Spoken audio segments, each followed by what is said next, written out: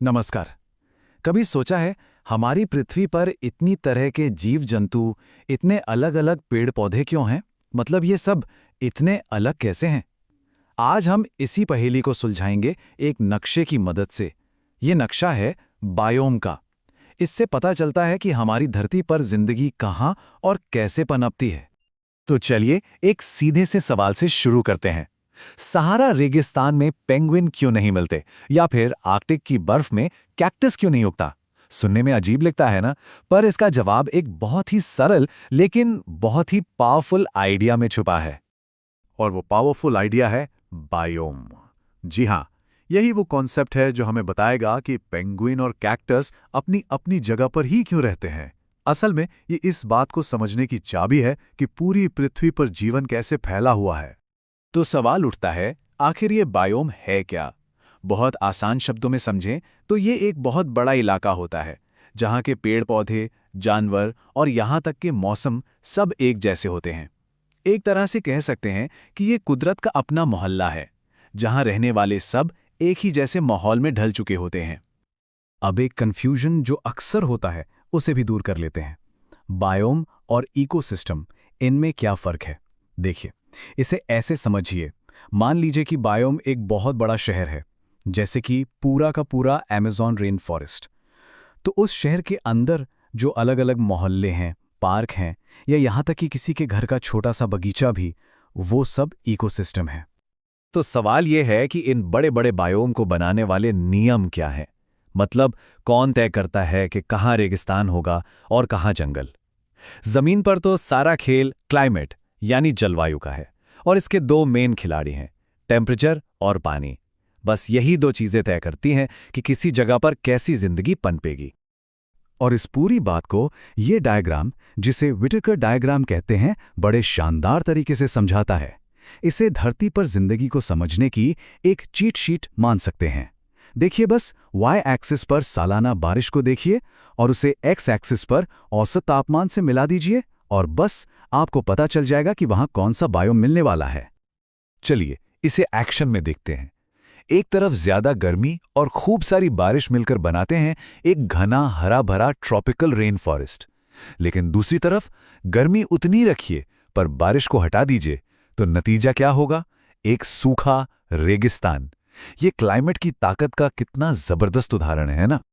ठीक है, तो अब जब हमारे पास ये क्लाइमेट वाला नक्शा है, तो चलिए दुनिया के कुछ सबसे मशहूर जमीनी बायोम की एक तेज रफ्तार सैर पर निकलते हैं। हम अपनी सैर शुरू करते हैं नक्शे के सबसे गर्म और सबसे नमी वाले कोने से, यानी ट्रॉपिकल रेन फॉरेस्ट से। यहाँ साल भर में 200 सेंटीमीटर से भी ज्यादा बारिश होती है, और नतीजा, यहाँ जिंदगी बस फलती फूलती है। ऊंचे ऊंचे पेड़ों की कई परतें बन जाती हैं, और धरती पर सबसे ज्यादा तरह के जीव जंतु यहीं पाए जाते हैं। चलिए अब थोड़ा कम बारिश वाले इलाके की ओर बढ़ते हैं। जैसे ही बारिश कम होती है और मौसम के हिसाब से होने लगती है, घने जंगल की जगह ले लेते हैं सवाना, यानी दूर दूर तक फैले घास के मैदान, जहां कहीं कहीं पेड़ नजर आते हैं। ये वो जगह है जो लंबे और सूखे मौसम को झेलने के लिए बनी है। अब चलते हैं उन इलाकों में जहां मौसम का मिजाज बदलता रहता है। यहां हमें मिलते हैं टेम्परेट सीजनल फॉरेस्ट, मतलब ऐसे जंगल जहां कड़ाके की सर्दियां पड़ती हैं। तो यहां जिंदा रहने का राज क्या है? राज है पतझड़। ये पेड़ सर्दियों में अपनी पत्तियां गिरा देते हैं ताकि अपनी एनर्जी बचा सकें। और थोड़ा उत्तर की ओर चलें तो हम पहुंचते हैं बोरियल फॉरेस्ट में, जिसे टाइगा भी कहते हैं। ये बायोम बहुत बहुत बड़ा है। यहाँ गर्मियाँ ठंडी होती हैं और सर्दियाँ बहुत लंबी और बर्फीली। यहाँ के असली चैंपियन हैं सदाबहार पेड़ जैसे स्प्रूस और फर, जिनके नुकीले पत्ते उन्हें इस कड़ाके की ठंड और बर्फबारी को झेलने में मदद करते हैं। और आखिर में हम अपने क्लाइमेट मैप के बिल्कुल सिरे पे पहुंचाते हैं, टुंड्रा में। यहाँ इतनी ज्यादा ठंड है कि जमीन हमेशा जमी रहती है, जिसे परमाफ्रॉस्ट कहते हैं। इतनी ठंड में तो पेड़ भी नहीं उग पाते। इसकी जगह यहाँ छोटे छोटे जमीन से चिपके हुए पौधे होते हैं, जो छोटी और ठंडी गर्मियों के हर एक पल का पूरा फायदा उठाते हैं।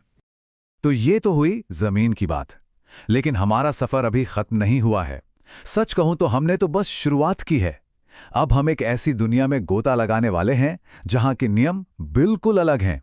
जी हां, अब बात होगी पानी की दुनिया की।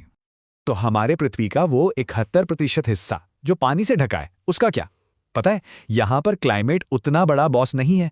पानी के अंदर जिंदगी के नियम थोड़े अलग होते हैं। पानी वाले बायोम में टेम्परेचर और बारिश उतने मायने नहीं रखते। इसकी जगह जिंदगी को कुछ दूसरी चीजें कंट्रोल करती हैं, जैसे पानी में नमक की मात्रा, मतलब वो कितना खारा है, पानी का बहाव और शायद सबसे जरूरी चीज गहराई। समुद्रों में जिंदगी का सबसे बड़ा बंटवारा इस बात पर होता है कि सूरज की रोशनी कहां तक पहुंचती है। सतह के पास का इलाका कहलाता है फोटिक जोन। ये एक रोशन दुनिया है जहां सूरज की रोशनी से जिंदगी चलती है। लेकिन इसके नीचे है एफोटिक जोन, एक रहस्यमयी अंधेरी दुनिया जिसके नियम बिल्कुल ही अलग हैं। और जोन में बंटने का ये आइडिया सिर्फ समुद्रों तक ही सीमित नहीं है। मीठे पानी में भी, जैसे कि झीलों में, गहराई और किनारे से दूरी के हिसाब से अलग अलग मोहल्ले होते हैं। जैसे किनारे के पास का कम गहरा हिस्सा जहां पौधे उगते हैं, और बीच का गहरा खुला पानी वाला हिस्सा। तो घने जंगलों से लेकर समंदर की अंधेरी गहराइयों तक हमने दुनिया का एक चक्कर तो लगा लिया। पर सवाल ये है कि ये सब जानना जरूरी क्यों है? आखिर बायोम को समझने से होता क्या है? तो सबसे जरूरी बात यह है कि बायोम हमारी पृथ्वी पर जिंदगी का एक मास्टर प्लान है। जमीन पर यह प्लान क्लाइमेट से तय होता है, पानी में ये नमक और गहराई जैसी चीजों से तय होता है। ये दोनों मिलकर ही हमारे ग्रह पर मौजूद अनगिनत तरह के जीवन का ढांचा तैयार करते हैं। और हाँ, यही हमें ये भी बताते हैं कि सहारा में पेंगुइन क्यों नहीं होते। और ये पूरी बातचीत हमें एक बहुत जरूरी सवाल पर लाकर छोड़ती है। हम ये तो जान गए कि क्लाइमेट ही बायोम को बनाता है, तो जब हमारा क्लाइमेट ही बदल रहा है तो धरती पर जिंदगी का ये नक्शा कैसे बदलेगा? ये एक ऐसा सवाल है जिसके बारे में हम सबको सोचना होगा। हमारे साथ जुड़ने के लिए शुक्रिया।